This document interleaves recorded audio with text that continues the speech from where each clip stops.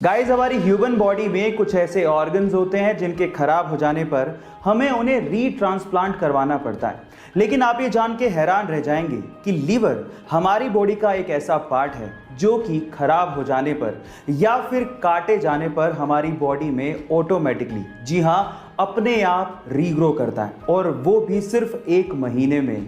यानी कि लीवर हमारी बॉडी का मोस्ट रेजिलिएंट पार्ट है। गाइस, क्या इसके पहले तक इफेक्ट आप जानते थे? और अगर नहीं जानते थे तो चैट सेक्शन में लिखना मत भूलिएगा। एक किसान एक व्यापारी को डेली 1 किलो मक्खन बेचता था। अब एक दिन परखने के लिए उस व्यापारी ने मक्खन को तोल के देख लिया कि वो मक्खन 1 किलो है कि नहीं है, और वो मक्खन 1 किलो नहीं निकला।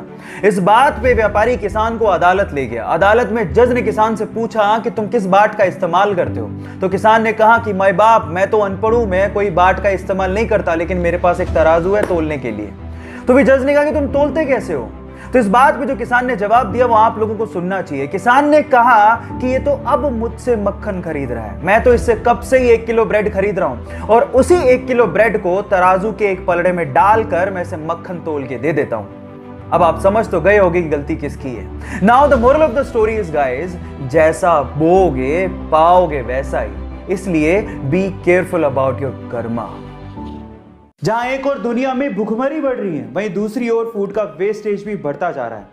और कुछ ऐसा ही देखने को मिलता है बड़े शहरों के सुपरमार्केट में, जहां पर अगर फूड नहीं बिकता है तो या तो वो उसे फेंक देते हैं या उसे डिस्ट्रॉय कर देते हैं। लेकिन फ्रांस में ऐसा बिल्कुल नहीं होता।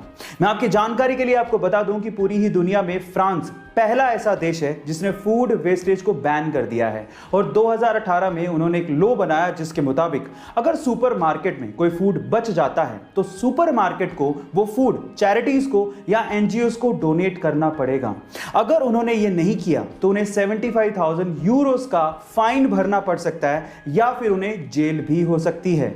गाइस, क्या आपको भी लगता है कि हमारे देश में ऐसा कोई लॉ लागू करना चाहिए? चैट सेक्शन में लिखना मत भूलिएगा। आज मैं आप लोगों को 20 सेकंड का एक ऐसा वीडियो दिखाने वाला हूं जिसने मुझे भी अंदर तक झकझोर के रख दिया, और मेरा ये दावा है कि इस वीडियो को देखने के बाद वो आप में भी कुछ कर गुजरने की आग पैदा कर देगा। सबसे पहले वो वीडियो देखिए।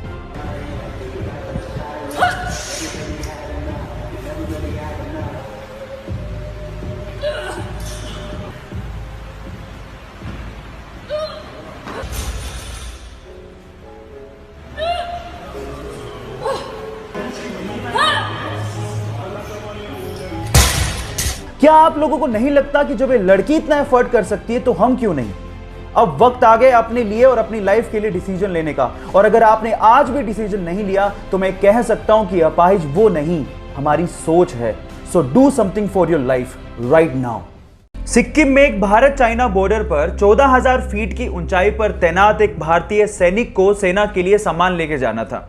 अचानक से ग्लेशियर की चपेट में आने की वजह से उसकी मृत्यु हो गई। उसका शव 3 दिन तक लगातार भारतीय सेना ढूंढती रही, लेकिन उसका शव ही नहीं मिला। उसके बाद जो हुआ वो अनबिलीवेबल था। कहा ऐसा जाता है कि उस सिपाही ने अपने एक साथी के सपने में आके बताया कि उसका शव कहां है। अगले दिन सुबह जब उसके शव को ढूंढा गया तो ठीक उसी जगह पर उसका शव मिला। जी हां, मैं बात कर रहा हूं बाबा हरभजन सिंह की। और गाइस, कहा तो यह भी जाता है कि आज भी उनकी आत्मा भारतीय चाइनीज बॉर्डर पर हमारे देश की रक्षा कर रही है, और वहां पर चीन और भारतीय सैनिकों के बीच में जब भी कोई मीटिंग होती है तो उनके लिए एक स्पेशल चेयर छोड़ी जाती है।